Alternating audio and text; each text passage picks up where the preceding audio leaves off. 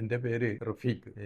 Malabar education research സെൻ്ററിൻ്റെ MD ആണ്. 25 വർഷത്തിൽ കൂടുതലായി നമ്മൾ ഈ സ്ഥാപനം. തലശ്ശേരിയായിരുന്നു ആദ്യം, പിന്നീട് പൊന്നുംപാലത്തേക്ക് മാറി. ഈ ഫോണ്ടുമായി ബന്ധപ്പെട്ടിട്ടുള്ള ഒരു ചെറിയൊരു പ്രശ്നം നമ്മളെ ഡിസൈനർ ചെയ്യുമ്പോൾ വലിയൊരു പ്രയാസപ്പെട്ടു.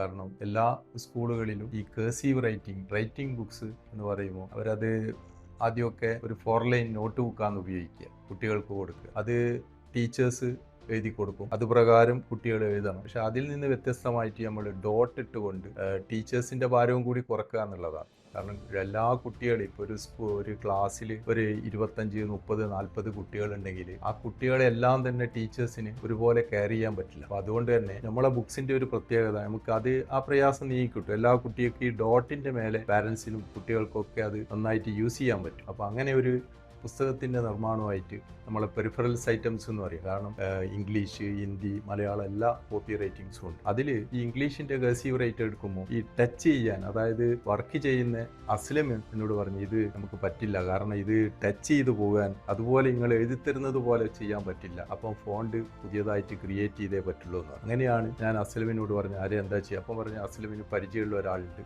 പ്രണവ് എന്ന് പറഞ്ഞ ഒരാളുണ്ട്, എനിക്കറിയാം, അവരെ കോൺടാക്ട് ചെയ്യാമെന്ന് പറഞ്ഞു. ഫോണ്ട് സ്പെൽ എന്ന് പറഞ്ഞവരായിരുന്നു അതിൻ്റെ ആ ഫേമിൽ നിന്നാണ് ചെയ്തത്. അത് നന്നായിട്ട് അവർ ചെയ്തു തന്നു.